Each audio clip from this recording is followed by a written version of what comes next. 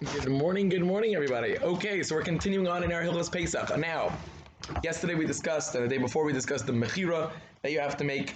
Today I want to start off with, very quickly, the bittul that you have to make. After you do bedikas chametz by night, by checking all the rooms to make sure everywhere that there's no chametz. Assumedly, there was some sort of cleaning in the weeks prior to that, and starting now, in fact, at least starting now. You're going to go through to make sure, you don't have to sprinkling like we spoke about. But you have to make sure that there's no chametz anywhere. So you're going to go ahead around your entire house, making sure there's no chametz anywhere. After you do that, you open your Haggadah and you will find a declaration in which you declare all chametz in your house and in your possession is batal. You don't want it. There's several ways how this works. Either that works through being mafkar, but you have to understand the words that you're saying. It's not just some Chinese Wuhan whatever. It is a declaration that I am hereby, and some say it's being mafkaret, I'm being misalik myself from, I'm removing my ownership, I'm treating it as if it's nothing. There are different ways in the lumdus of how it works, but the general idea is that I am getting rid of all chametz, and whether I know about it or not, I am hereby divesting myself of any ownership of any chametz.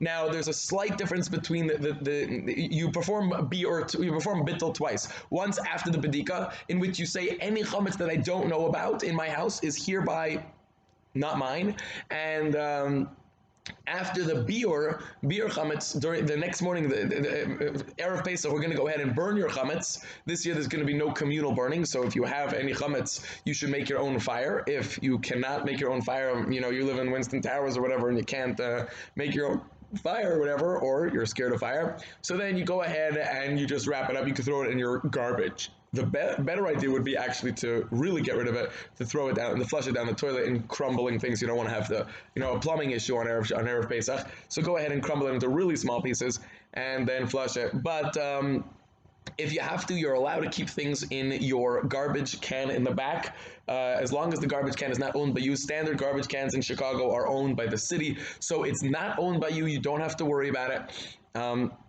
Merely throwing chametz in the garbage can, as long as it's before this man, you're good. You don't have to burn it, and that would be that itself is considered a mafkar, and you're totally have divested yourself of ownership of it.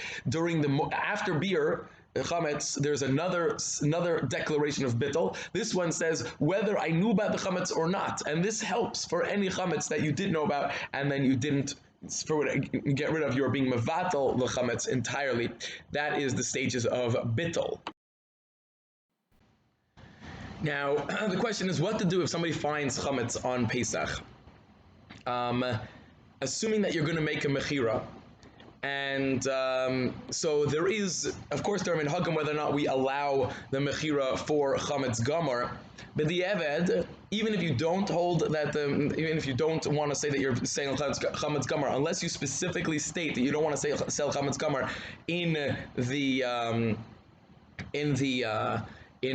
the document, so then the mechira works for chametz gamar, and you're able to on Pesach rely on the mechira for the chametz gamar. Therefore, you should take the chametz, and assuming it's not Pesach, the first day of Pesach or Shabbos, you should, if it was the first day of Pesach, or then you should go ahead and cover the chametz. Let's say you find under your bed or you find a wafer or something, you should cover it until Chol HaMoed comes, and then you should go ahead. Well, if it's just an open wafer, then you're not going to want it anyways.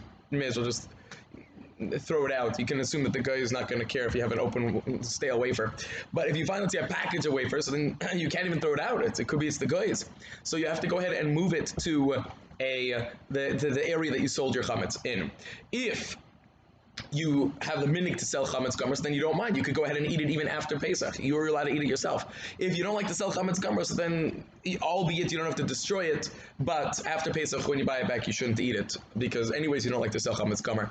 That would be the dinim of somebody who, a very big kitzer. Obviously, if this does happen, it could help to call and we'll schmooze about it just to make sure that I said very concisely the dinim over here. But that's basically the story, that you would be able to eat it after Pesach if you find chametz after Pesach, albeit there are poskim that are machmir, but lamaisa, assuming that you do sell chametz gamar, you'd be able to eat it, because we assume that the mechira helps for chametz no matter where it is in the no matter where it is in the house. Okay, have a great day, Rabbi, and continue to steig away.